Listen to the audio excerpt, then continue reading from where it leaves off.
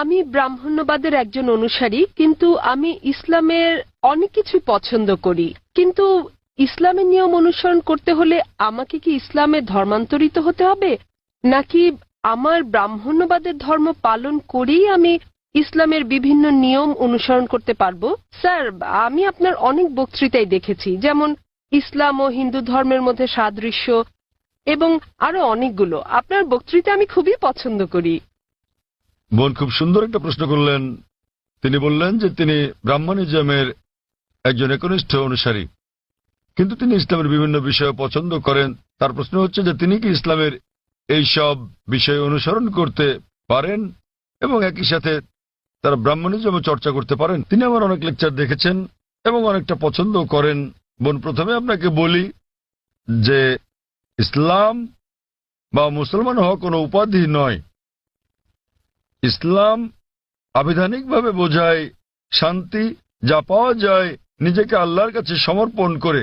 তাই যে কোনো মানুষ যদি সে তার ইচ্ছা অনিচ্ছাকে আল্লাহর কাছে সমর্পণ করে তাহলে সে একজন মুসলিম।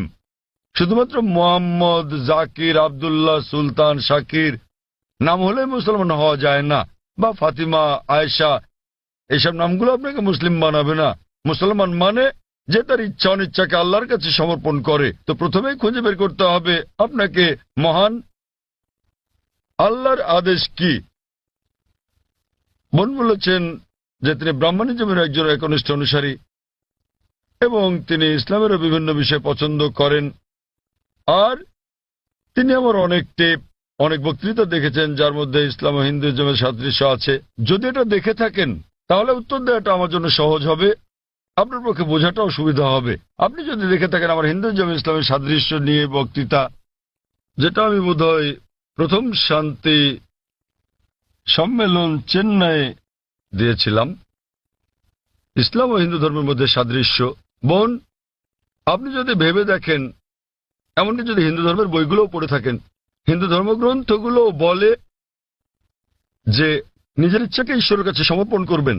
কিন্তু আমি যেটা বললাম যে সময়ের সাথে সাথে পূর্বের সকল ধর্মগ্রন্থ আগের মতো অবিকৃত অবস্থায় নেই। সেগুলো বিকৃতি এসেছে, জালিয়াতি হয়েছে, দুর্নীতি ঘটেছে। বেশিরভাগ পণ্ডিতগণই এই ধর্মগুলোর বিষয়ে, হোক সেটা হিন্দুইজম অথবা হোক খ্রিস্টানিজম অথবা ইহুদি ধর্ম, তারা একমত যে তাদের ধর্মগ্রন্থগুলো অবিকৃত রূপে সংরক্ষিত নেই। আর আপনি যদি আমার বক্তৃতা শুনে থাকেন, আমি শুরুতে যা বলেছিলাম, মহাভারত একটা গল্প যা অর্জুনের পিতামহ কর্তৃক বর্ণিত। এতে আছে ৮,০০০ শ্লোক। এরপর সময়ের সাথে সাথে পরিবর্তিত হতে হতে এতে চলে এলো ২৪,০০০ শ্লোক। এখন এর মধ্যে আছে ১,০০,০০০ বেশি শ্লোক। এটি কার কথা? মহাভারতের পণ্ডিতগণের। তো সময়ের সাথে সাথে সেগুলোতে হস্তক্ষেপ হয়েছে, তথ্য বিকৃতি ঘটেছে, কিন্তু তা সত্ত্বেও এরকম পরিবর্তনের পরও সবগুলো ধর্মগ্রন্থেই সর্বশক্তিমান ঈশ্বরের বাণী অবশিষ্ট রয়েছে। এবং আপনি যদি আমার বক্তৃতা শুনে থাকেন, সকল ধর্মের মূল কথা হচ্ছে সর্বশক্তিমান ঈশ্বর একজনই। তার কোনো মূর্তি নেই, তার কোনো ছবি নেই। সবগুলো ধর্মই বলে থাকে ঈশ্বর একজনই। আপনি হয়তো শুনেছেন আমার লেকচারে আমি বলেছিলাম বিভিন্ন জায়গায়, যেমন ছান্দোক্য উপনিষদে অধ্যায় নম্বর ৬ অনুচ্ছেদ নম্বর ২ শ্লোক ১, মহান ঈশ্বর এক, অদ্বিতীয়। এবং শ্বেতাবতার উপনিষদ অধ্যায় নম্বর ৪ শ্লোক নম্বর ১৯ এবং যজুর্বেদ অধ্যায় ৩২ শ্লোক ৩ বলা আছে, মহান ঈশ্বরের কোনো প্রতিমা নেই, তার কোনো ছবি নেই। প্রতিমা মানে হচ্ছে মূর্তি, ফটোগ্রাফ, রেখাচিত্র, ছবি, ভাস্কর্য, মূর্তি, পুতুল। তাই ঈশ্বরের কোনো প্রতিমূর্তি নেই, কোনো ফটোগ্রাফ নেই, কোনো রেখাচিত্র নেই, কোনো ছবি নেই, কোনো ভাস্কর্য নেই, কোনো মূর্তি নেই, কোনো পুতুল নেই। তাই সকল ধর্মগ্রন্থই জোর দেয় সর্বশক্তিমান ঈশ্বরের একত্বের উপর। আর হিন্দু ধর্মের ব্রহ্মসূত্রটি হচ্ছে एकम ब्रह्म द्योतय नास्ते नैना नास्ते किंचन। भगवान एक ही है, दूसरा नहीं है, नहीं है, नहीं है, जरा भी नहीं है। ঈশ্বর একজনই, দ্বিতীয় কেউ নেই, কেউ নেই, কেউ নেই, কোথাও কেউ নেই।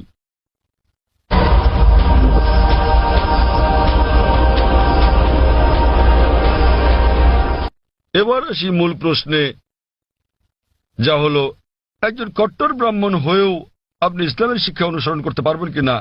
বোন, একজন সাধারণ ব্রাহ্মণের পক্ষে মুসলিম হওয়ার চেষ্টা করাটা কঠিন। কিন্তু যদি কঠোর ব্রাহ্মণ হয়ে থাকেন, বেদকে কঠোরভাবে মেনে চলেন, তাহলে আপনার ইচ্ছা অনিচ্ছা ঈশ্বরের কাছে সমর্পণ করতেই হবে। আপনি যদি সাধারণ ব্রাহ্মণ হয়ে থাকেন যে কিছু নিয়ম মানেন আবার কিছু মানেন না, তাহলে আপনার পক্ষে ঈশ্বরের কাছে নিজের ইচ্ছাকে সমর্পণ করা কঠিন হবে। কিন্তু যদি কঠোর ব্রাহ্মণ হয়ে থাকেন, বেদকে কঠোরভাবে মেনে চলেন, তাহলে আগে আমি যা বলেছি আপনাকে মানতেই হবে। 3টি পংক্তি আমি বলেছি যে আপনাকে এক ঈশ্বরে বিশ্বাস করতে হবে, আপনি মূর্তি পূজা করতে পারবেন না। আপনাকে বিশ্বাস করতে হবে যে ঈশ্বর এক, তার কোনো প্রতিচ্ছবি নেই, কোনো ফটোগ্রাফ নেই, কোনো মূর্তি নেই। এবং যদি আপনার ধর্মগ্রন্থগুলো পড়ে থাকেন, সেগুলোতে সর্বশেষ এবং চূড়ান্ত নবী মোহাম্মদ সাল্লাল্লাহু সাল্লামের আগমনের কথা উল্লেখ করা হয়েছে। আর আপনি যদি আমার বক্তৃতা ইসলাম ও হিন্দু ধর্মের মধ্যে সাদৃশ্য আর হিন্দু ধর্মে মোহাম্মদ সাল্লাল্লাহু সাল্লাম এই দুটো দেখে থাকেন, আমি বিস্তারিত আলোচনা করেছি যে নবী মোহাম্মদ সাল্লাল্লাহু সাল্লামের কথা আপনাদের ধর্মগ্রন্থে আছে। তাই যদি আপনি খারাপ ব্রাহ্মণ হয়ে থাকেন, তাহলে আপনার এটা বিশ্বাস না করার কোনো সুযোগ নেই যে ঈশ্বর এক, তার কোনো চিত্র নেই, কোনো মূর্তি নেই। এবং আপনাকে এটা বিশ্বাস করতে হবে যে মহান ঈশ্বরের সর্বশেষ দূত, সর্বশেষ বার্তাবাহক কল্কি অবতার হচ্ছেন নবী মোহাম্মদ সাল্লাল্লাহু সাল্লাম। কিন্তু যখন আপনার ধর্মগ্রন্থ বলে যে আপনাকে কল্কি অবতার চূড়ান্ত দূতকে অনুসরণ করতে হবে, তো যখন আপনি এই দূত নবী মোহাম্মদ সাল্লাল্লাহু আলাইহি ওয়াসাল্লামের বাণীগুলো পড়বেন, তখন আপনি দেখবেন যে এই কথাগুলো আপনার ধর্মগ্রন্থগুলোতে যা লেখা আছে তার সাথে মিলে যাচ্ছে। আবার একই সাথে দেখবেন এটা আপনার ধর্মগ্রন্থের অনেক কথার বিরুদ্ধে যাচ্ছে।